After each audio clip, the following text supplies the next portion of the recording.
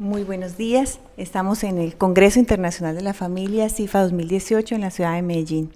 Hoy nos acompaña el doctor Charles Schulz.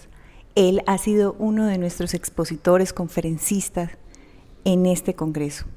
Quisiera, doctor Schulz, nos hable un poco de usted. ¿Qué trabajo realiza?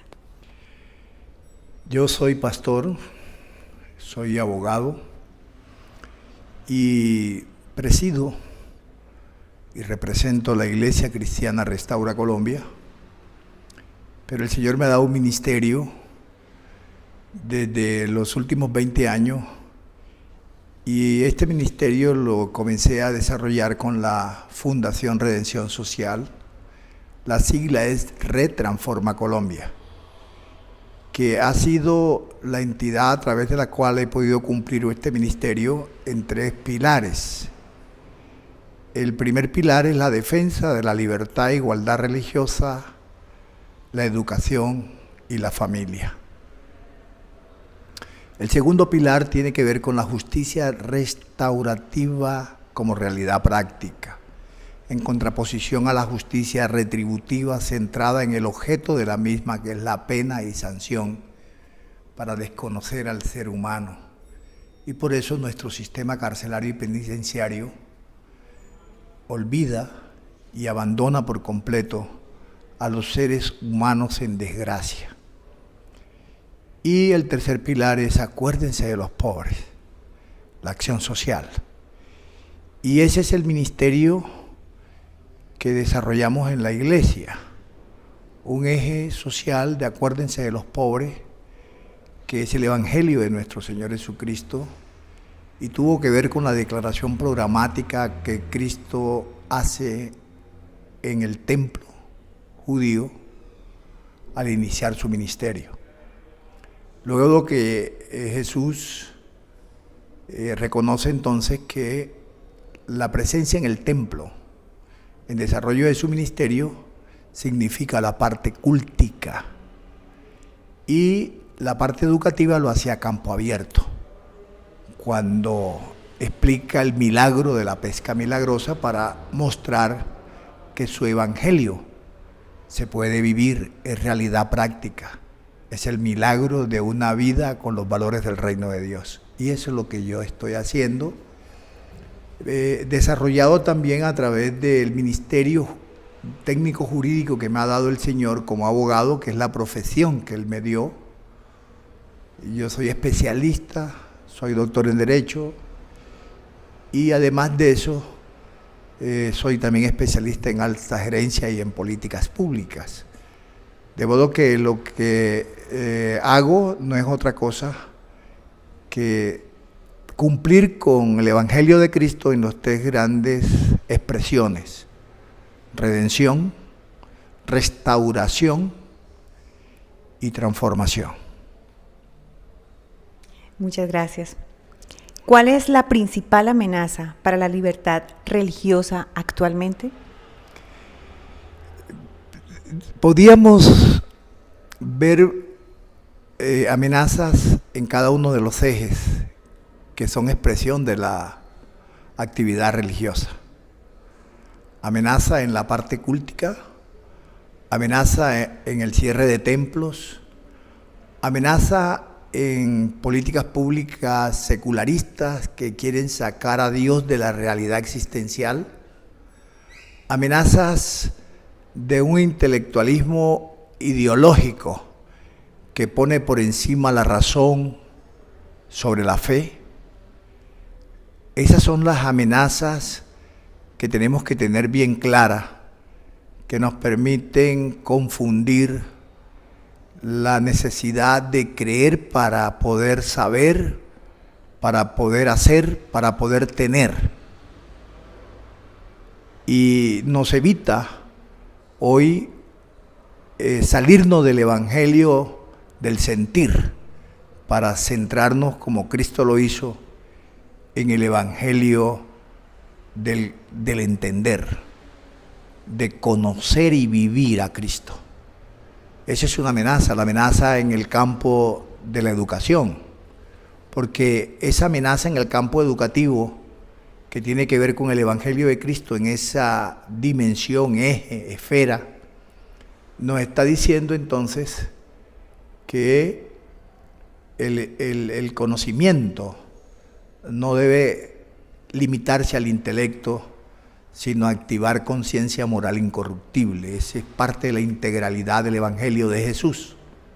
Mostrarnos que tenemos que lograr que el intelecto desarrolle los valores del reino de Dios, y uno de esos valores es la integridad. Tiene que ver también con la dignidad y tiene que ver con la libertad. Y el último es las amenazas contra el desarrollo social, lo que el Evangelio de Jesús mostraba en la iglesia primitiva, que nos acordemos siempre de los pobres. Muchas gracias.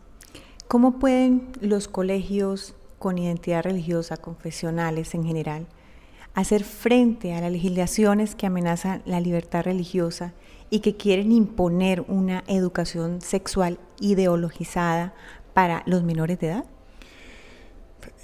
Pienso que lo primero es tener la capacidad de entender, de comprender cómo los valores del reino de Dios los podemos identificar en el derecho positivo, en las normas jurídicas preexistentes, para que no sea el desconocimiento, la ignorancia de la realidad existencial de estas normas lo que nos lleve a creer que puede resultar una amenaza el hecho de que hayan legislaciones que atenten contra la naturaleza de la condición humana y quiera volver lo malo como si fuera bueno, que es lo que ha generado la ideología de género, por ejemplo, los manuales de convivencia, en el caso de las instituciones educativas públicas o privadas, y en este caso confesionales, porque son instituciones educativas que tienen obviamente el desarrollo de una de las humanidades que tiene que ver con el conocimiento de los valores superiores de Dios que definen mi creencia. La Ley General de Educación definió como área obligatoria del conocimiento humano la cátedra de religión. Y eso significa entonces que nosotros tenemos que articular esta norma con las normas que establecen y estructuran la familia, los derechos y los objetivos de la familia en el desarrollo del conocimiento como área del intelecto humano y armonizado con la libertad religiosa, con el hecho de que hoy tenemos una norma vigente que no se aplica, sobre la cual trabajamos desde el año 2006, que es el decreto 4500. Fue un trabajo con el Ministerio de Educación Nacional, con los técnicos y juristas, para mostrarles algo que ellos no entendían y que muchos de los ministros y viceministros del Ministerio de Educación desconocen. Y es que sí hay una clasificación normativa en Colombia que reconoce los colegios confesionales. Y no como hemos escuchado al ministro y al viceministro, de decir que la única clasificación que reconoce la ley es colegios públicos y colegios privados. Y este decreto lo que está reconociendo es la legitimidad de los colegios confesionales, que hoy son una realidad, que son sujetos de derechos y obligaciones y que tienen la legitimidad para ofrecer una educación centrada en principios y valores del reino de Dios. Por eso son colegios confesionales, y por eso lo que tenemos que hacer es que desde esa plataforma que nos reconoce como colegios confesionales, evitar que se malinterprete y se aplique erróneamente el artículo 1 de nuestra Constitución, que reconoce que Colombia es pluralista y que ese pluralismo lo que significa es que hay que excluir a Dios de la realidad cognoscitiva de nuestros educandos en el proceso del conocimiento.